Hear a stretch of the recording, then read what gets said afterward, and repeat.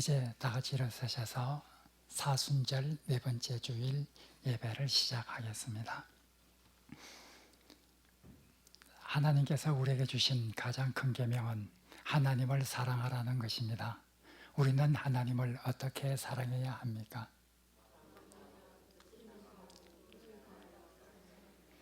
하나님을 사랑하는 우리는 하나님에게 예배하기 위해 이 자리에 모였습니다. 우리는 하나님을 어떻게 예배해야 합니까? 이제 하나님을 전심으로 사랑하는 우리의 마음을 모아 영과 진리로 하나님을 예배하겠습니다.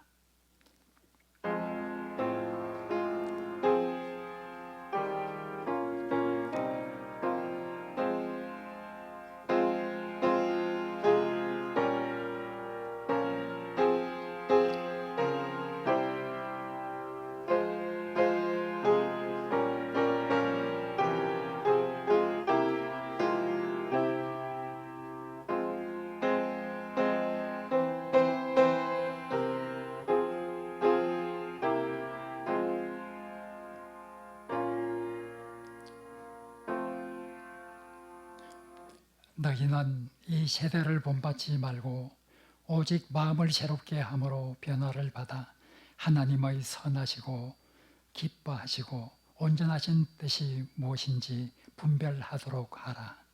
아멘.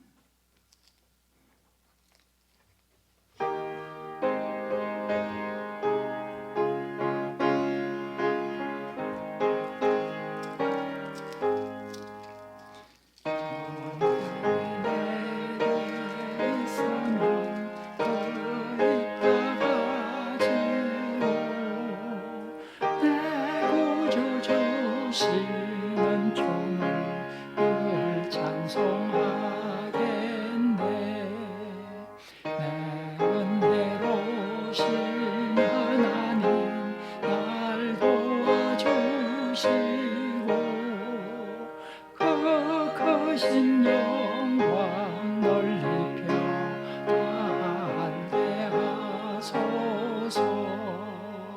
내 주의 귀한 이름이 날 도와주시고 이 귀의 음악 같으니 창이락되도다. 내 죄의 권세 깨뜨려 그 결박 푸시고 이 주한 마음을 비로소 고정케 하셨네. 아멘.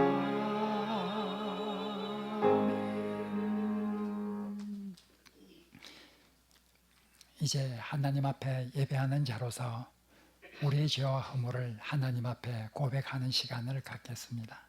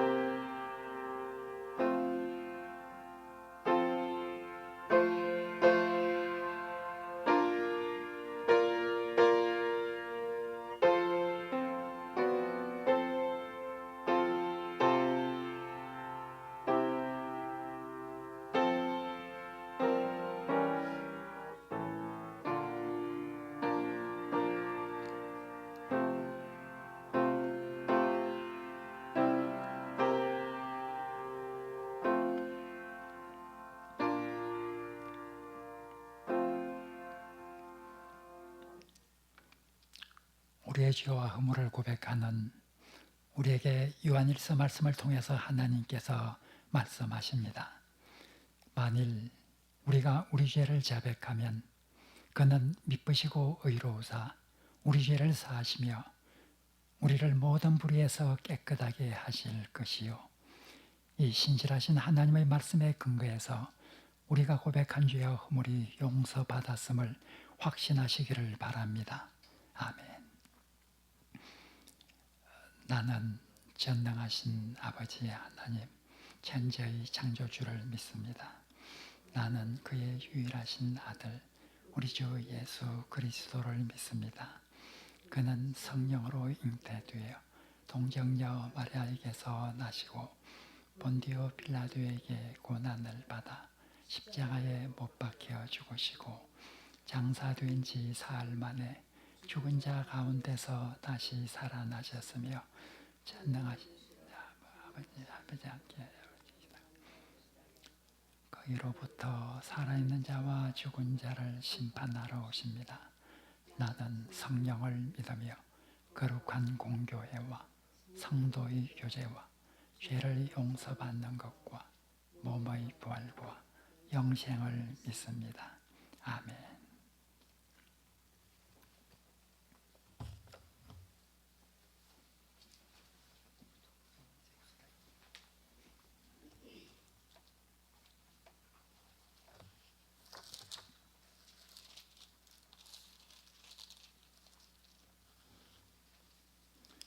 여호와를 자기 하나님으로 삼은 나라 곧 하나님의 기업으로 선택된 백성은 복이 있도다.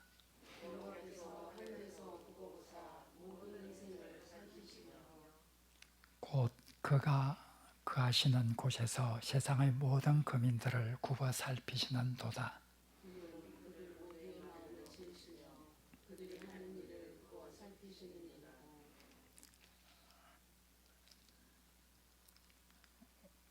우리 많은 군대로 구원 얻은 왕이 없으며 용사가 힘이시어도 스스로 구원하지 못하는 도다.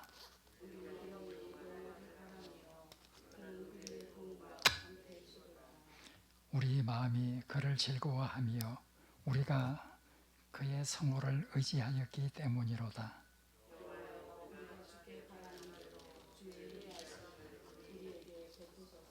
아멘.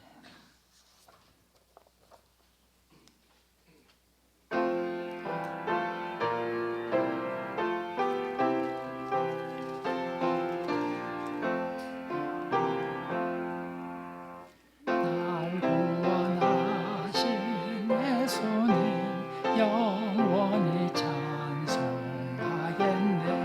저 죄인 어서 주께 와 죄 사유하심 받으라. 구하라 주실 것이요 찾으라 얻을 것이라. 죄 중에 상한 영혼을 주 온전하게 하시네. 주의 죄로 인하여 피 흘려 죽으셨으니 주 밖에 없는 사랑을 만 백성 알게 전하세. 주 예수 사랑 못 잊어 나 항상 눈물 흘리네. 이 세상 어디 가든지 나 주만 생각합니다.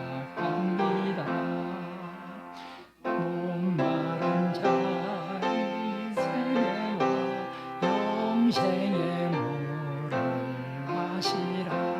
내 주를 사랑한데도 늘 맘에 부족하도다.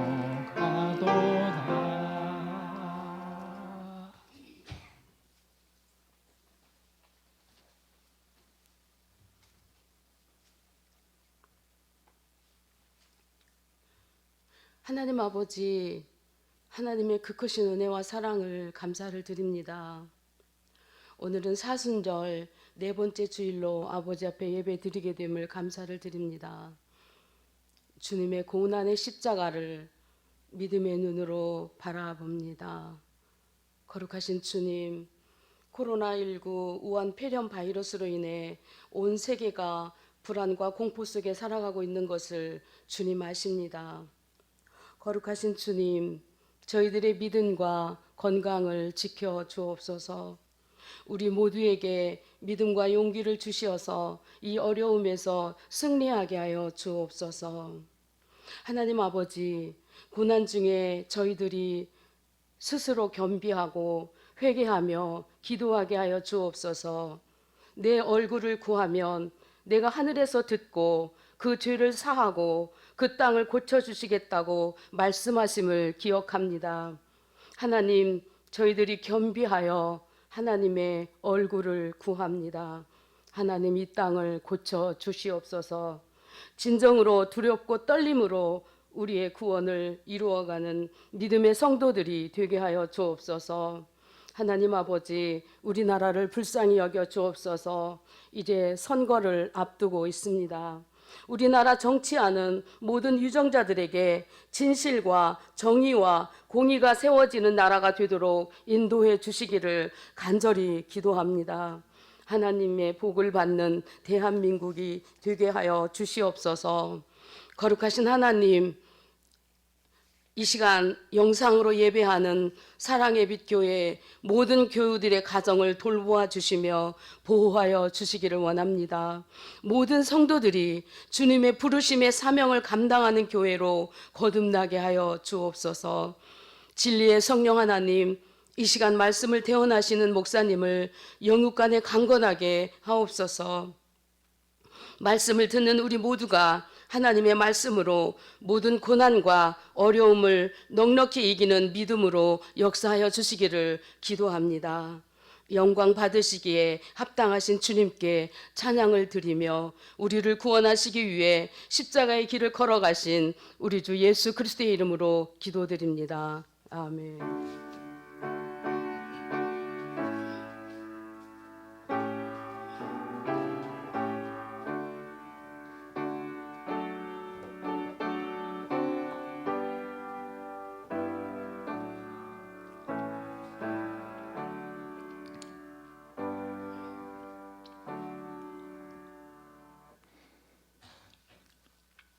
요한복음 6장 22절에서 27절을 봉독하겠습니다.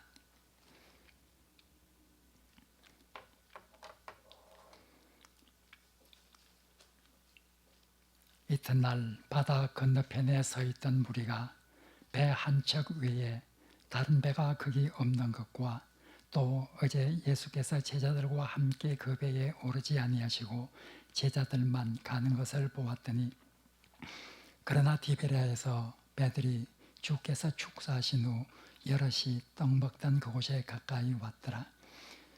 무리가 거기에 예수도 안 계시고 제자들도 없음을 보고 곧 배들을 타고 예수를 찾으러 가버나움으로 가서 바다 건너편에서 만나 랍비여 언제 여기 오셨나이까 하니 예수께서 대답하여 이르시되 내가 진실로 진실로 너희에게 이르노니 너희가 나를 찾는 것은 표적을 본 까닭이 아니요 떡을 먹고 배부른 까닭이로다.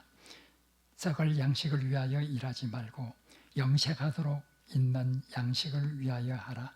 이 양식은 인자가 너희에게 주리니 인자는 아버지 하나님께서 인치신 자니라. 아멘.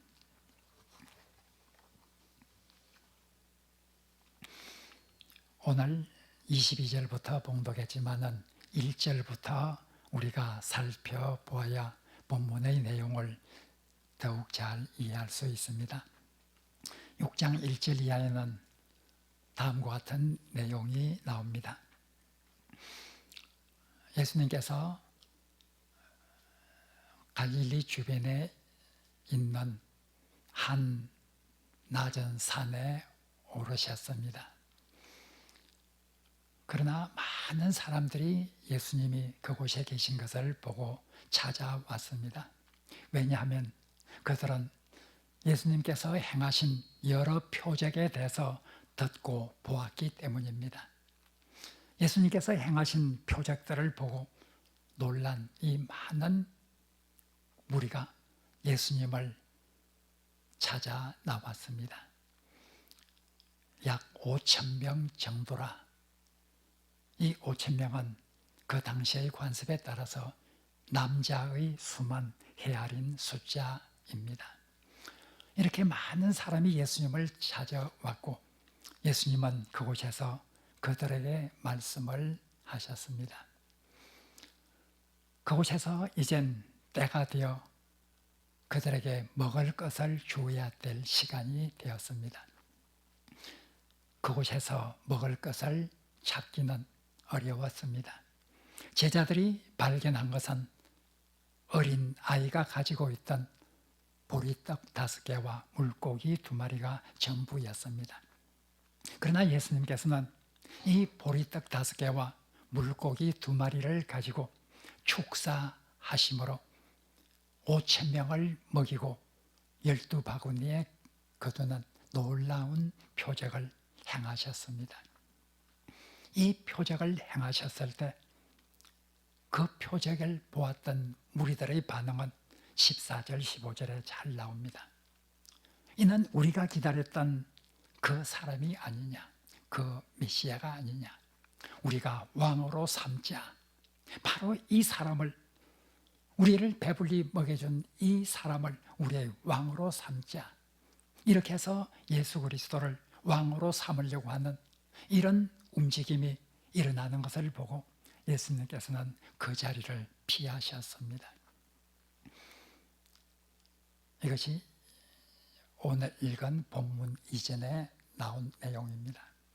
오늘 읽은 본문에서 이제 그 다음날 무리들이 예수님을 찾았습니다.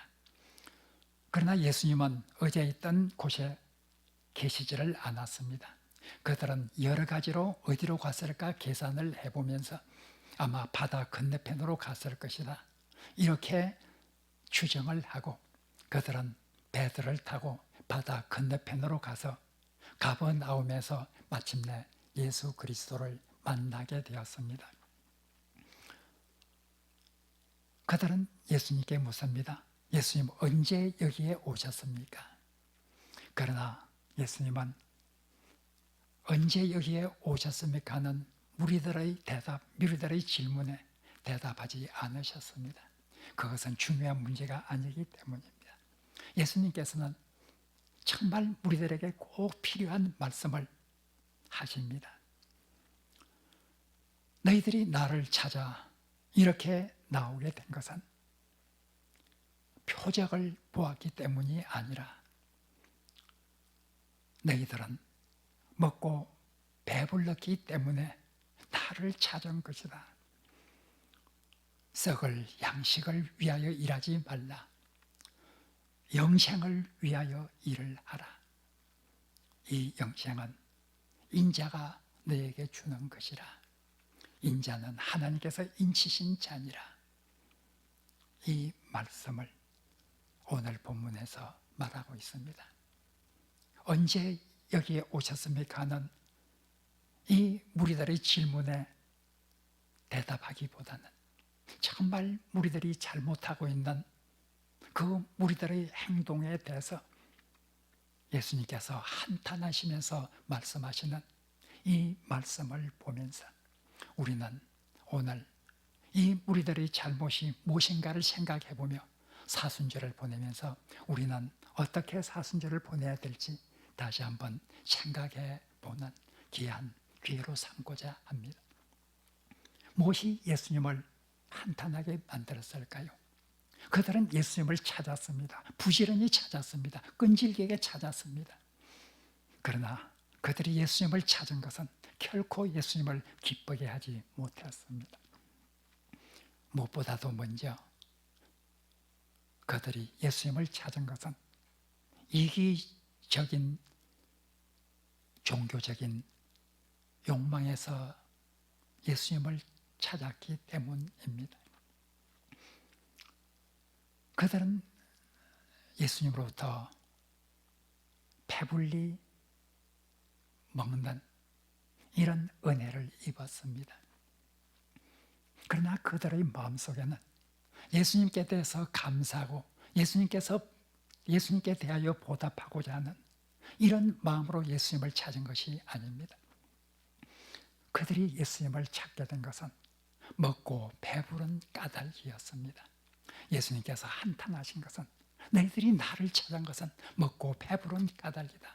그래서 계속해서 나를 통해서 먹고 배부르고 싶고 나를 왕으로 삼아서 너희들이 원하는 그런 욕망을 채우고자 하는 그런 마음으로 나를 찾고 있는 것이라. 예수님의 말씀 속에는 이러한 의미가 내포되어 있습니다. 우리가 예수님을 찾는 이유가 이런 이기적인 욕망에서부터 나온다고 하면 결코 바람직한 그런 태도가 아닐 것입니다. 물론 믿는다고 하는 이 속에는 자기를 위한 요인이 없을 수는 없습니다. 우리가 예수님을 찾는 것은 영생을 얻고 하늘로부터 오는 풍성한 복을 받기 위한다고 하는 이런 자기 자신을 위한 동기가 결코 없을 수는 없을 것입니다. 그러나 그 동기가 예수님을 찾는 동기의 전부가 되어서는 결코 안 됩니다. 예수님을 찾는 동기 중에는 자기 자신을 위한 이런 동기도 없을 수는 없을지라도 예수님께 대한 감사와 보답의 마음, 이런 마음이 없어서는 안 될 것입니다. 하나님께서도 이스라엘 민족에게 계속해서 경고하셨습니다. 이기적인 욕망으로 하나님을 섬기거나 하나님을 찾아서는 결코 되지 않는다. 우리는 십계명 중에 제2계명을 잘 압니다. 우상을 만들지 말라. 그러나 제2계명 앞에 우상을 만들지 말라고 하는 이 말 앞에 있는 말씀, 너를 위하여 새긴 우상을 만들지 말라. 너를 위하여, 이 말씀이 있다는 것에 대해서 우리는 주목해야 합니다. 세상의 종교는, 많은 종교들은 이기적인 욕심에서 신을 섬깁니다. 오직 자기 자신을 위한 목적에서 신을 섬깁니다. 그들이 우상을 섬길 때에 우상을 위해서가 결코 아닙니다. 자기를 위해서 섬기고 있습니다. 출애굽기 20장에 나오는 제2계명에 보면 너를 위하여 새긴 우상을 만들지 말라. 출애굽기 32장에서 이스라엘 백성이 시내산 아래에서 금송아지를 만들었을 때 하나님께서 모세에게 말씀을 하십니다. 그들은 자기를 위하여 금송아지를 만들었다. 자기를 위하여.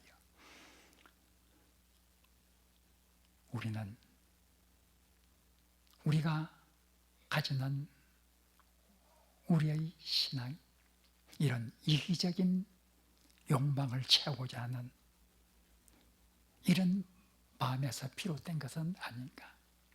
사순절을 맞이해서 깊이 생각해 보아야 합니다.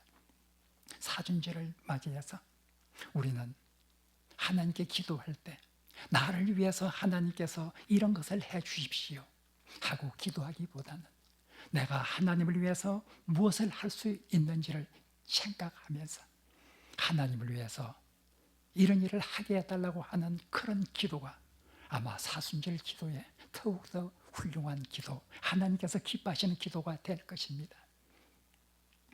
물론 자기를 위해서 기도할 수도 있습니다.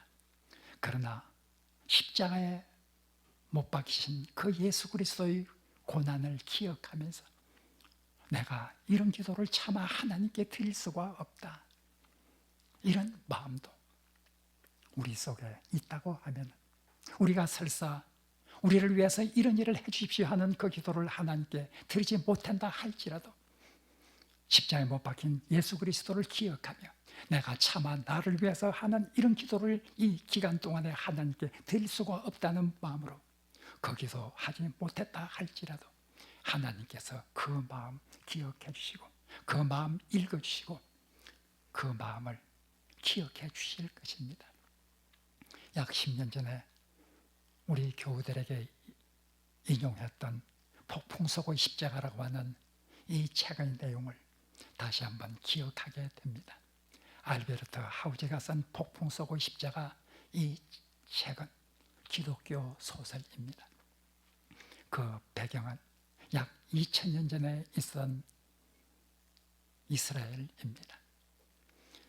한 소년이 태어날 때부터 가진 큰 점 때문에 고통을 받고 살아왔습니다. 부모로부터도 이 점 때문에 버림을 받았습니다.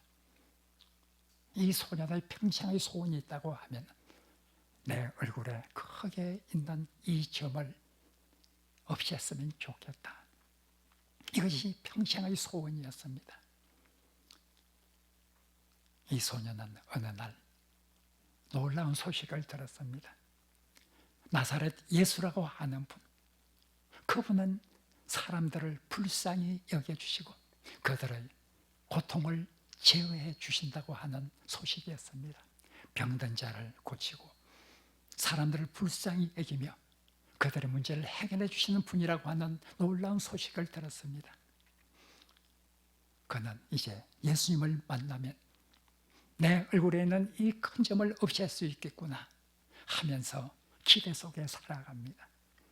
어느 날 예루살렘에 살고 있던 이 소년에게 예수라는 분이 예루살렘에 오셨다 하는 소식을 들었습니다. 이제 만날 수가 있겠구나 생각을 가지고 며칠 후에 드디어 그분을 만나러 가게 됩니다. 사람들에게 예수님이 어디에 계십니까? 물었습니다. 한 사람이 말했습니다. 그는 오늘 새벽 빌라도로부터 사형 언도를 받고 지금쯤은 십자가를 지고 골고다를 향해서 가고 있을 것이라. 청천벽력과 같은 소식이었습니다. 예수 그리스도를 만나서 자기의 모든 것을 말한다고 하면은 이 점을 없앨 수 있을 텐데 그날이 십자가에 못 박히시는 그날이라고 하는 것을 깨닫고 참으로 당황하게 되었습니다. 그는 골고다로 향해 갔습니다. 그리고 십자가에 못 박힌 예수 그리스도 앞에 섰습니다. 예수님을 향해서 지금이라도 자기의 상황을 말하면 분명히 저분은 나를 불쌍히 여겨서 나의 이 소원을 들어주실 것이라는 확신이 들었습니다. 그러나 차마 말할 수가 없었습니다. 그분이 누구인지 이 소년에게는 정확한 것을 알지 못한다 할지라도 무엇인가 그분이 고통을 당하는 그 모습은 온 세상을 위해서 무엇인가 큰 일을 하는 것처럼 보였습니다. 그렇게 고통받고 세상을 향해서 무엇인가 하시고자 하는 이분 앞에서 내 점을 해결해 달라 차마 이 소원을 말할 수가 없었습니다. 말하기만 하면 나를 분명히 도와주실 것이라는 확신이 있었지만 그러나 차마 말하지 못했습니다. 시간이 흘러가서 마침내 예수께서는 숨을 거두었습니다. 결국 이 소년은 그 말을 할 수가 없었습니다. 그날 오후 예수를 따르는 제자들과 그 가족을 위해서 이 소년은 이리 뛰고 저리 뛰면서 심부름을 해주고 봉사를 합니다. 집으로 돌아올 때 결국 자기의 마지막 기대가 무산된 이 마음으로 인해서 한편으로 그 마음을 짓누를 수가 없었습니다. 하루가 가고 이틀이 갔습니다. 이틀 후 그는 자기의 얼굴을 만져보았을 때 이상하게 점이 없어진 것을 깨달았습니다. 거울을 보았습니다. 그 점은 온데간데 없이 사라졌습니다. 우리는 예수님께 말씀하지 않아도 예수님은 하나님은 우리의 마음을 알고 계십니다. 이 소년처럼 우리가 비록 사순절 기간 이 예수님의 고난을 생각하면서 나를 위해서 이런 것을 해 주십시오. 꼭 필요합니다. 하고 말하지 못한다 할지라도 십자가상에 고통당하신 그분을 기억하면서 그런 기도를 차마 하지 못한다 할지라도 하나님께서는 오히려 그 마음 기뻐해 주실 수 있을 것입니다. 오늘 이 무리들은 예수님을 찾아 나올 때 예수님을 위해서 무엇을 할 것이라는 생각보다는 오직 예수님이 나를 위해서 무엇을 하여 주실 수 있는 분인가, 여기에만 관심이 있었습니다. 우리는 바로 사순절을 맞이해서 이들이 예수님을 실망시킨 것처럼 실망시켜서는 안 될 것입니다. 우리는 감사와 보답하는 마음으로 내가 하나님을 위해서 어떻게 살아야 할지를 생각하면서 하나님 앞에 기도하는 이런 귀한 하늘의 백성이 되어야 할 것입니다. 두 번째로 예수님께서 이들로부터 실망을 하신 것은 그들은 표적을 통해서 가져와야 될 신앙의 생성이라고 하는 것, 신앙의 성장이라고 하는 것이 전혀 보이지 않았기 때문입니다. 요한복음서는 특별히 표적을 강조하는 그런 책입니다. 요한복음 20장 30절 31절은 왜 요한복음을 기록하고 있는지 그 목적에 대해서 말하고 있습니다. 예수께서 이 책에 기록한 다른 표적도 많이 있지만 이 책에 기록한 이 7가지의 표적만 할지라도 여러분들이 예수께서 하나님 아들 그리스도심을 믿게 되고 그 하나님의 아들 예수 그리스도를 믿게 됨으로써 영원한 생명을 얻게 하려 함이라. 이것이 요한복음서 기자가 표적을 썼던 이유였습니다. 목적이었습니다. 표적을 통해서 예수가 누구인지를 깨닫게 되기를 간절히 원하는 것이 요한복음서의 목적이었습니다. 예수님께서 이 무리들을 향해서 한탄하신 것은 그들은 예수님의 표적을 많이 보았습니다. 요한복음 16장 오늘 읽지 않았던 부분 1절 이하에 보면 그들이 예수님을 이렇게 많이 찾아 나온 까닭은 예수님께서 표적, 특별히 병자를 고치는 이런 표적들을 보았기 때문이라. 그래서 그들은 예수님께 찾아 나왔다.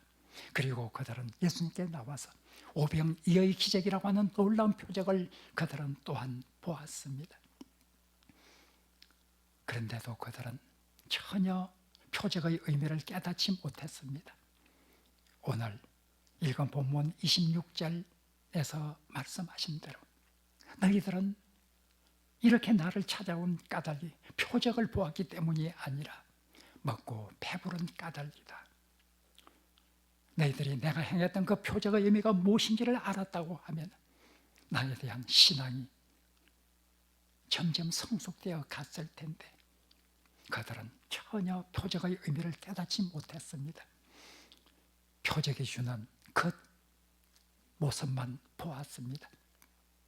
병자가 낫게 되고 먹고 배부르게 되는 이 표적의 그 모양만 그들은 볼 수 있었습니다. 그러나 진정한 표적의 의미를 깨달을 수 없었습니다.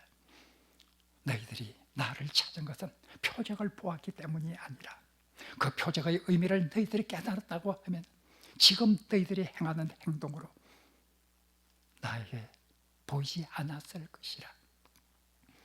예수님은 믿음을 원하시고 계십니다. 표적을 통해서 예수님의 모든 생애를 통해서 믿음을 갖기를 원하시고 있습니다. 사순절 동안 우리가 예수님을 향해서 우리의 믿음이 더욱 성숙해지고 있는가, 더욱 깊은 신앙으로 우리의 믿음이 성장하고 있는가 생각을 해보아야 합니다. 예수님께서는 정말 믿음을 기뻐하십니다. 예수님께서 세상에 계셨을 때 큰 믿음을 가진 사람들을 보고 얼마나 기뻐하셨는지 모릅니다. 오늘 우리는 이 무리를 보면서 우리의 신앙은 어떤 상태에 있는지 사순절을 보내면서 깊이 생각해 보아야 합니다. 마지막으로 예수님께서는 이들이 썩을 육적 양식을 위해서는 그렇게 애쓰고 있지만 영원한 양식, 영원한 생명을 위해서는 그들에게는 관심이 별로 없었다는 사실 때문에 예수님은 그들 향해서 한탄하였습니다. 27절에서 예수님께서 말씀하십니다. 썩을 양식을 위해서 일하지 말고 영생을 위해서 하라 하고 말하고 있습니다. 세상에 살면서 육적인 양식도 반드시 필요합니다. 무엇을 먹을까? 무엇을 마실까? 무엇을 입을까? 이런 문제를 우리는 외면할 수 없습니다. 우리는 육을 가진 존재이기 때문에 육적 양식에 대해서 결코 무관심할 수는 없을 것입니다. 그런 것에 대해서 무관심하라는 말은 아닙니다. 하나님께서 말씀하시는 것은 그 육적 양식 중요하지만 그것보다 더 우선적으로 구할 것이 있다고 말씀하시고 계십니다. 예수님께서 마태복음 6장에서 말씀하시기를 무엇을 먹을까, 무엇을 마실까, 무엇을 입을까 염려하지 말라. 그것보다 먼저 구해야 될 것이 있다. 그의 나라와 그의 의를 구하라. 그리하면 이 모든 것을 너에게 더하시리라. 육적 양식 꼭 필요합니다. 그러나 그보다 우선적으로 우리가 관심을 가져야 될 것이 있습니다. 그것은 영생입니다. 우리는 이런 육적 양식에 우선해서 영생에 관한 관심을 가지고 있는가 하는 것을 생각해 보아야 합니다. 영생을 위해서 일한다고 해서 우리 일의 대가로 영생이 주어지는 것은 결코 아닙니다. 예수님께서도 27절에서 말씀하시기를 썩을 양식을 위해서 일하지 말고 영생을 위해서 하라. 그러나 그 다음 말씀하시기를 이 양식은, 이 영생이란 양식은 인자가 즉 예수 그리스도 나 자신이 너희들에게 주신 선물이라고 하는 것을 27절에서 말하고 있습니다. 사순절 예수 그리스도께서 세상에 오신 가장 근본적인 목적은 바로 우리에게 영생을 주기 위해서였습니다. 그는 우리에게 영생을 주기 위해서 그 살이 찢겨졌습니다. 그 피가 흘러나왔습니다. 요한복음 6장 28절부터 계속 읽어 나가시면 바로 예수님께서 인자가 세상에 온 것은 그의 살이 찢겨지고 그의 피가 흘려져서 사람들에게 영생을 주기 위하여 왔다고 하는 말씀을 요한복음 6장에서 예수님께서는 말씀하시고 있습니다. 사순절 예수 그리스도의 죽음을 깊이 생각하는 이 계절에 영생을 위해서 우리에게 영생을 주기 위해서 십자가에서 고난당하신 예수 그리스도를 기억해야 합니다. 육적인 양식 필요하고 우리가 관심을 기울여야 할 것이면 틀림이 없습니다. 그러나 그보다 더 우선적으로 우리는 영생에 대한 관심을 늘 가지고 있어야 된다고 하는 것을 예수님께서 말씀하시고 있습니다. 사순절을 보내면서 우리가 예수님 앞에 어떤 모습으로 나아가야 할지를 오늘 본문 말씀을 통해서 깊이 생각하면서 하나님께 영광을 돌리는 아름다운 하늘의 백성들이 되기를 간절히 바랍니다.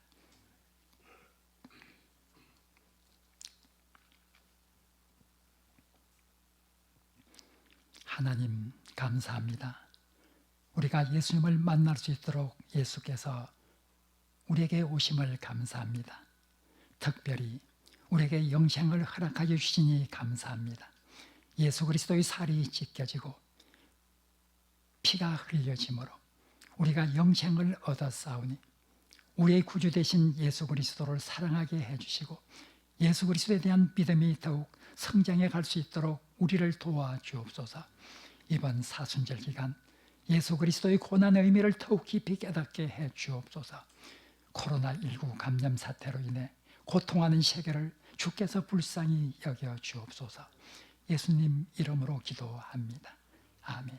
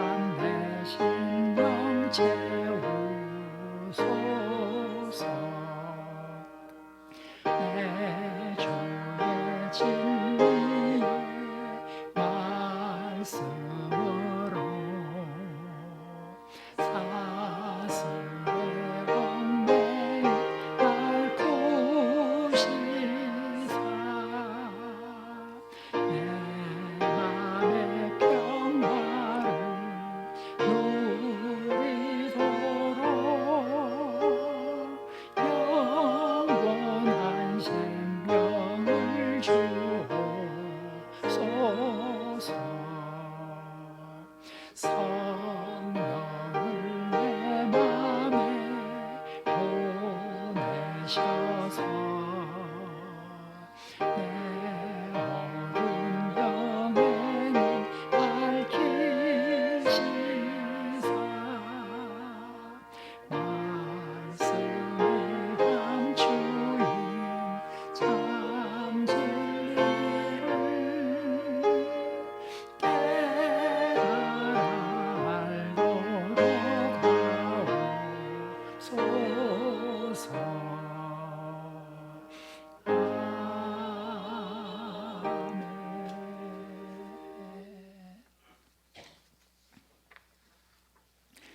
여호와는 우리에게 복을 주시고 우리를 지키시기를 원합니다.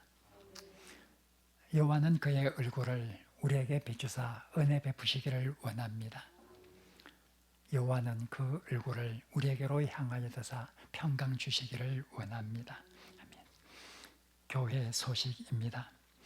교회 소식은 주보에 나와 있는 교회 소식란을 참고해 주시기를 바랍니다. 주보에 나오지 않는 한 가지 중요한 소식을 말씀드리겠습니다. 지난 금요일 총회에서 결의를 해서 각 교회에 토요일 날 문자 메시지로 내려보낸 내용이 있습니다. 다음 주일 3월 29일 주일은 코로나19 사태에 대해서 금식 기도일로 총회가 선포를 하고 여기에 맞추어서 말씀을 전하도록 그렇게 하였습니다. 총회에서 부탁하는 것은 하루 한 끼 이상을 꼭 금식했으면 좋겠다. 우리 교인들 중에서 건강이 허락하지 않으신 분은 금식하지 않아도 좋습니다.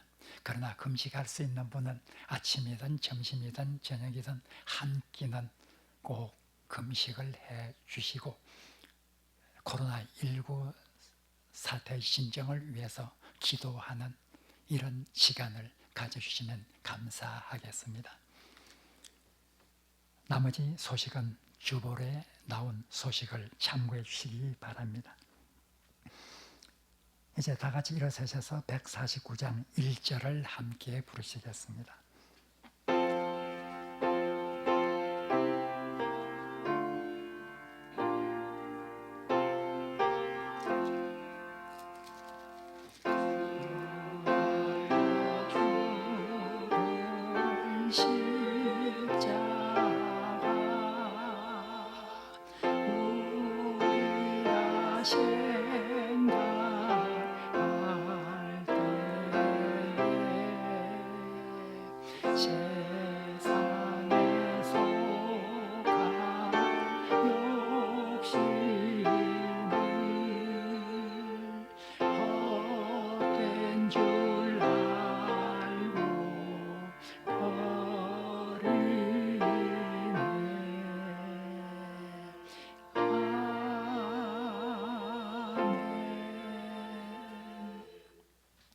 사랑하는 성도 여러분, 하나님 사랑과 함께 하나님께서 우리에게 주신 큰 계명은 이웃 사랑입니다. 우리는 이웃을 어떻게 사랑해야 합니까? 우리는 사랑하는 이웃이 사는 세상에서 어떻게 살아야 합니까? 이제 세상으로 나가 전심으로 이웃을 사랑하며 소금과 빛의 역할을 다하시기를 바랍니다. 하나님께서 우리와 함께 하실 것입니다. 우리 구주 예수 그리스도의 은혜와 우리 하나님의 지극하신 사랑과 우리 성령님의 교제하심이 참으로 십자가에 못 박히신 예수 그리스도를 깊이 생각하는 이 계절에 우리의 바른 신앙과 바른 자세를 통해서 하나님께 영광을 드리고자 다짐하는 모든 하늘의 백성들 위해 지금부터 영원토록 함께 없시기를 간절히 축원하옵나이다. 아멘.